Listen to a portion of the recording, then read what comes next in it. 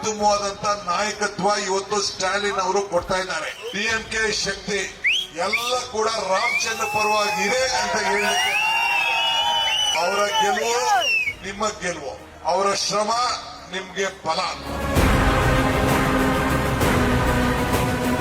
2,000 ರೂಪಾಯಿ ಕರ್ನಾಟಕದ ಕೊಡ್ತೀವಿ ಅಂತ ಹೇಳಿ ಮಾತನ್ನ ಕೊಟ್ಟಿದ್ದಾರೆ. ಎಲ್ಲ ರೈತರಿಗೆ ಇವತ್ತು ವಿದ್ಯುತ್ ಶಕ್ತಿ ಕೊಡ್ತೀನಿ ಪಂಪ್ ಸೆಟ್ಗೆ ಅಂತ ಹೇಳಿ ಇವತ್ತು ಆಶ್ವಾಸನೆಯನ್ನು ಕೊಟ್ಟಿದ್ದೇವೆ. ಓಲ್ಡ್ ಏಜ್ ಪೆನ್ಷನ್ ಮತ್ತು ಹ್ಯಾಂಡಿಕ್ಯಾಪ್ ಪೆನ್ಷನ್ 2,000-2,500 ರೂಪಾಯಿ ಕೊಡ್ತೇವೆ ಅಂತ ಹೇಳಿದ್ದೇವೆ. ಸ್ಟಾಲಿನ್ ಅವ್ರ ಪರವಾಗಿ, ರಾಹುಲ್ ಗಾಂಧಿ ಪರವಾಗಿ, ಮಲ್ಲಿಕಾರ್ಜುನ್ ಪರವಾಗಿ ನಾನು ಅವ್ರಿಗೆ ಮತವನ್ನ ಕೊಡಬೇಕು, ಅವ್ರ ಹಸ್ತಕ್ಕೆ ಮತ ಕೊಡಬೇಕು ಅಂತ ಹೇಳಿ ನಾನು ಕೇಳ್ಕೊಳ್ತಾ ಇದ್ದೀನಿ.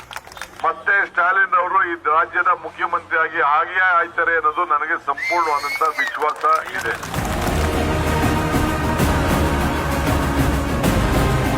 ನಮ್ಮ ಚಿರಕುಮಾರ್ ನಿಮ್ ಮುಂದೆ ಒಕ್ಕೂಟದ ಪರವಾಗಿ ನಿಂತಿದ್ದಾರೆ.